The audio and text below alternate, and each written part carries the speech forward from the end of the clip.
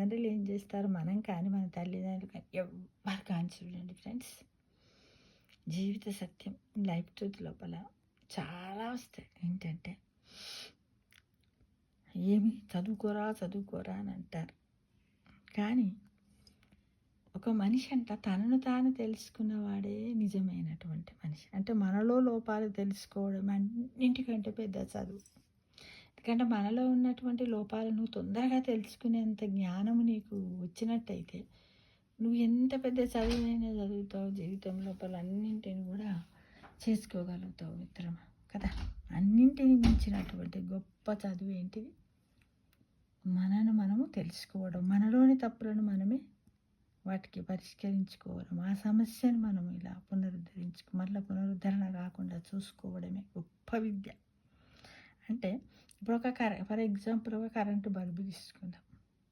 ఆ కరెంటు బల్బును చాలా బాగా మోడల్ చేస్తారు. అలానే భగవంతుడు కూడా మనల్ని అలానే తయారు చేశారు. అయితే దాంట్లో ఉన్నటువంటి ఫిలమెంట్లు, ఫ్యూజులు అన్నీ ఎలా పెట్టాడో మనకు కూడా అలానే పెట్టాడు కదా. మనకు బ్రెయిన్లో కేంద్రాలను పెట్టాడు కదా. కానీ దాన్ని మనం వాడుకోవడంలో ఎలా? ఇక్కడనేమో కరెంటు బల్బుకేమో స్విచ్ చేయడం కదా. మన దానికి ఏంటిది? మన ఆలోచనలతోటి మనము స్విచ్ వేసుకోవాలి. అప్పుడే మన అంటే అలాంటి మంచి ఆలోచనలు అంటే మనం ఏం చేయాలి? రోజు పొద్దున యోగా, ధ్యానం, వాకింగ్ చేయాలి, మెడిటేషన్ చేయాలి, ఇది ఆధ్యాత్మిక చింతన చేయాలి, భగవన్నామ స్మరణ చేయాలి, భజనలు చేయాలి. ఇవన్నీ చేసినప్పుడే కదా బల్బు ఏ విధంగా అయితే వెలుగుతుందో మన యొక్క మేధస్సు కూడా అలానే వెలుగుతుంది. ఎవరో వచ్చి మన మేధస్సుని వెలిగించరు, మనమే వెలిగించుకోవాలి.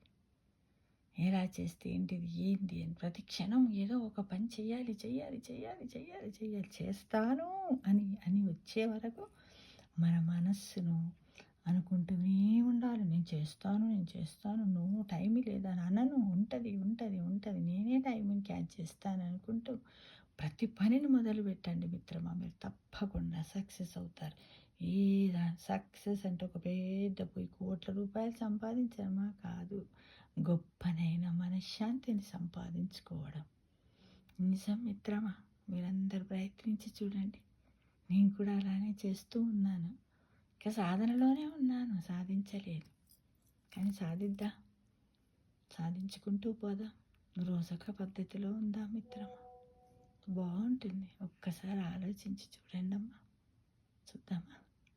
అదే మనకు కావలసినటువంటి అంత మంచి జరుగుతుంది అని మనం ఆలోచిస్తూ మనలో ఉన్న లోపాలను మనమే క్లారిఫై చేసుకుంటాం.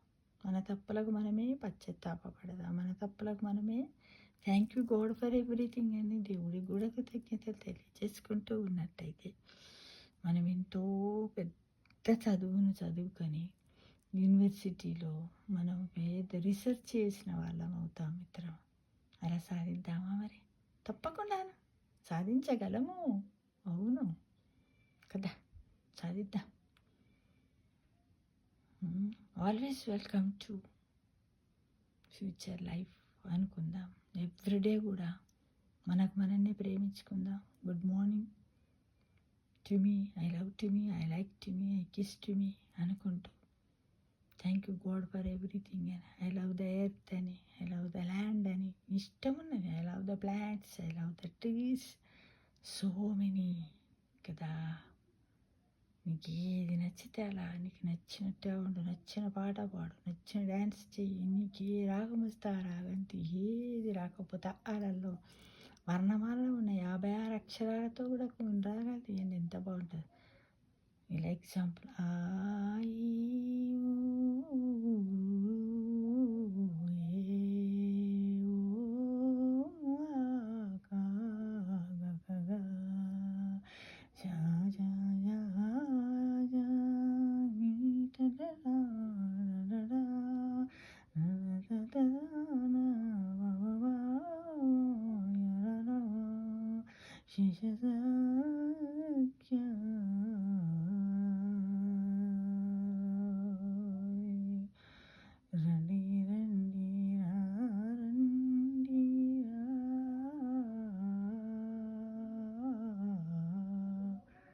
అంటూ మళ్ళీ ఆతో ముగించవచ్చు మిత్రమా.